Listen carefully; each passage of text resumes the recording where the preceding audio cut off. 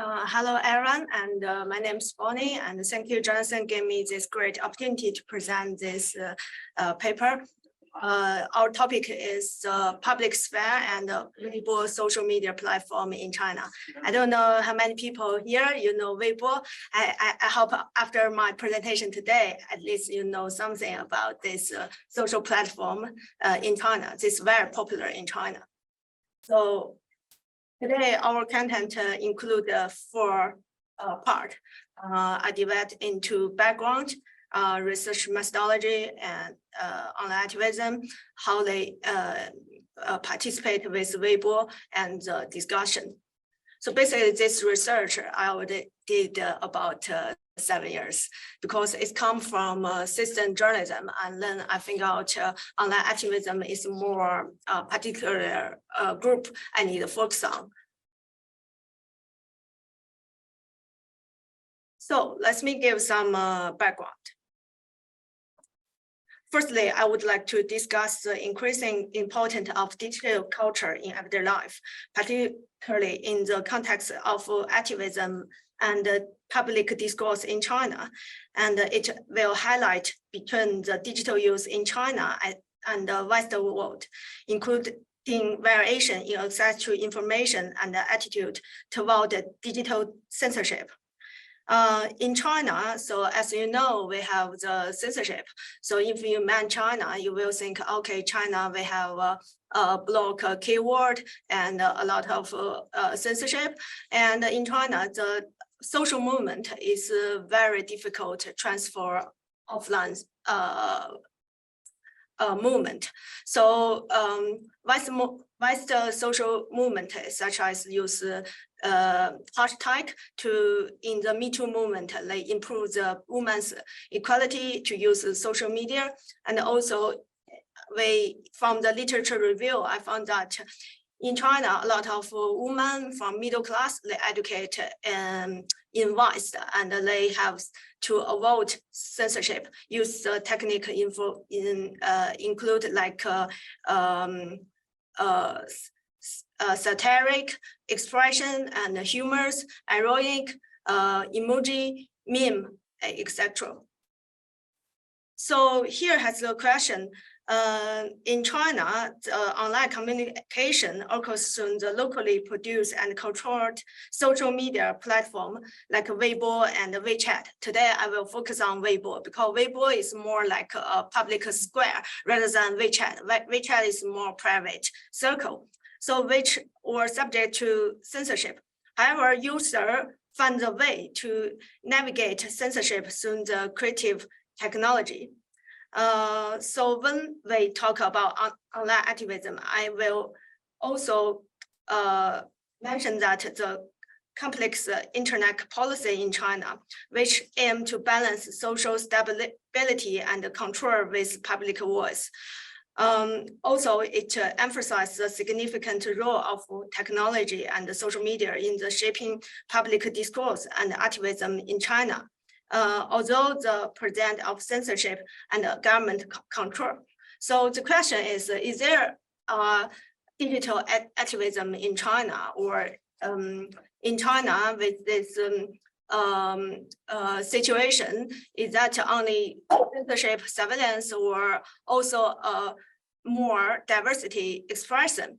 So my answer is yes, because in China, they also have people want to seek for social justice and social equality. They want to express their ideas. So they found their way to express their opinion to use more multi-expression way. So as I explained this research I did in 2018 in China, I did a field work.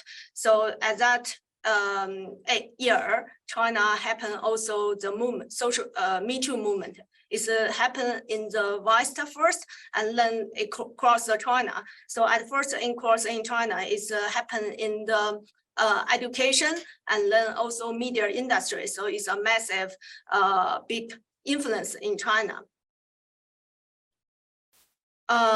So in China, we have online activism, and also that is what I identified is non-confrontational approach. So what's it mean non-confrontational? That means they change China more gradually and more without direct anti-Chinese censorship.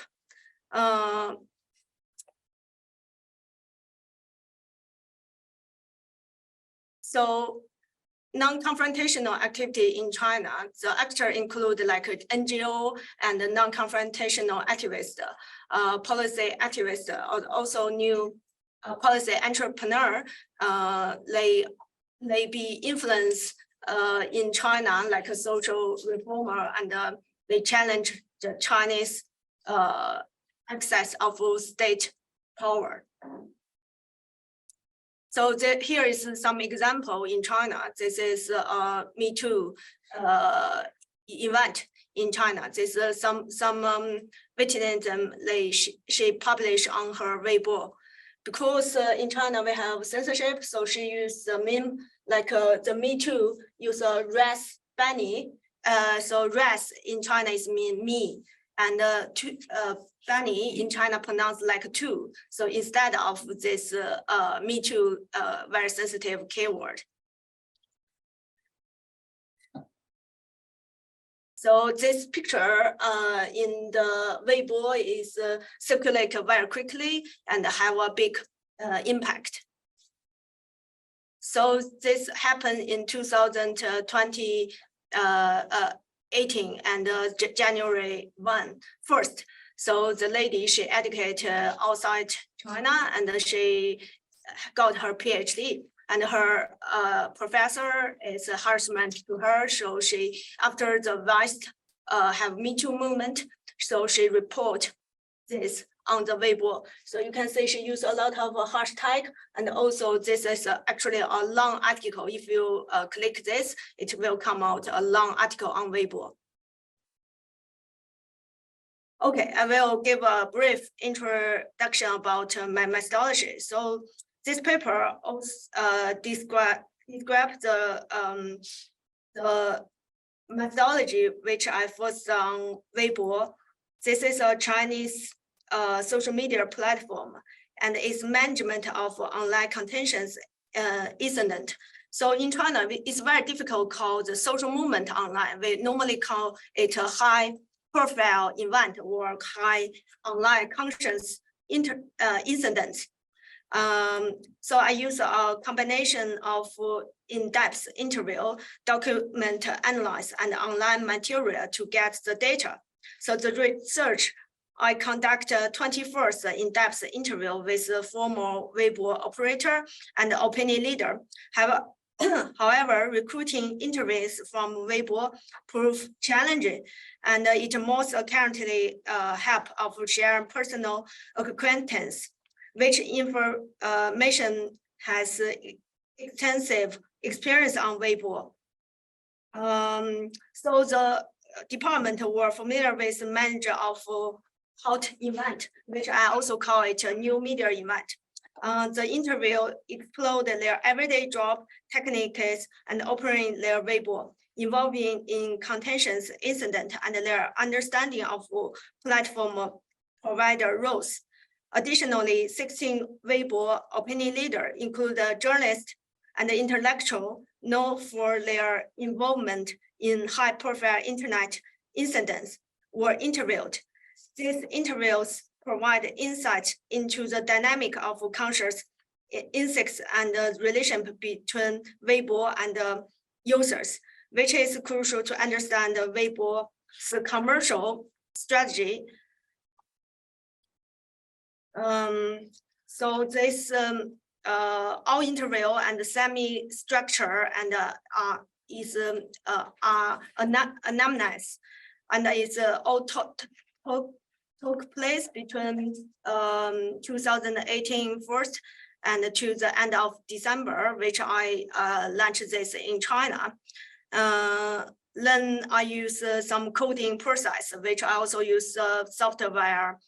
Novel, I don't know anybody you hear about this software. You can analyze the keyword, And in addition to the interview, a collection of document and online material related to Weibo operation strategy and internet incidents was gathering. This include a news report, media interviews with Weibo manager, Weibo community guidelines and platform interms.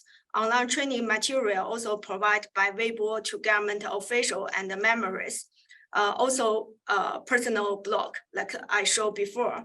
And also microblogging posted by journalists, activists, and Weibo staff during specific incidents.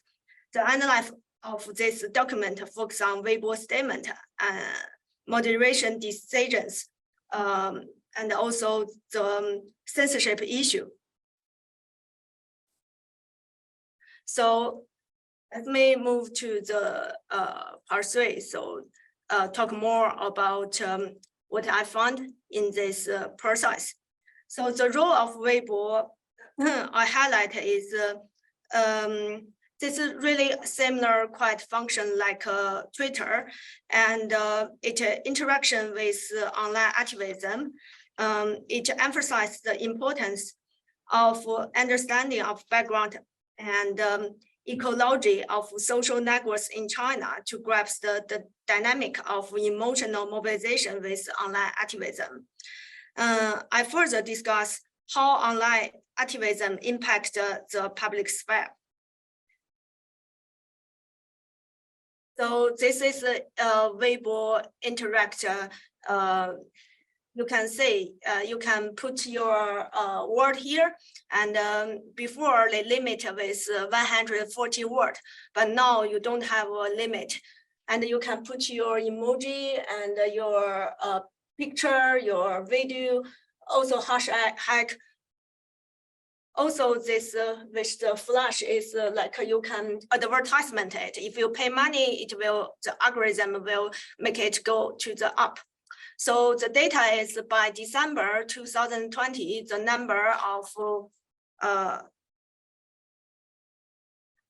number of internet using in China was more than 1 billion, and the internet penetration rate reached 73%. And Weibo is like a big hotspot. They include like celebrity, media, government, generals, entrepreneurship, and cooperate.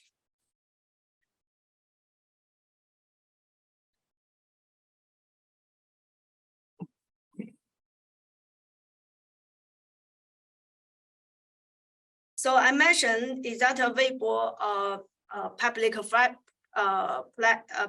sphere. So let's have a look. What is the public sphere? So public opinion field, it should be make up a opinion field, which include the 3 very important facts.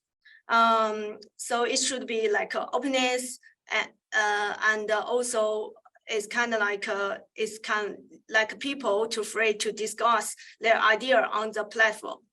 So from Habermas's definition, it should be include disregard of status, realm of common concern and inclusivity.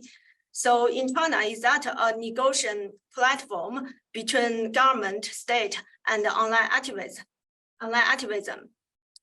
So first, Weibo is a technology that can potentially turn the power structure and the social control on its hand.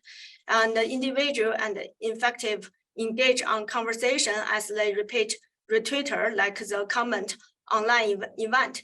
And this conversation allow for forming the public community on the internet. Also, when the thing happened in China, like Me Too movement and vaccine scandal or environmental issue, all this kind of like a very popular event, can attract a lot of attention.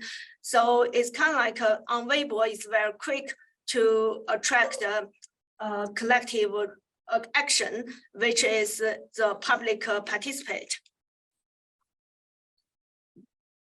So the history of Weibo actually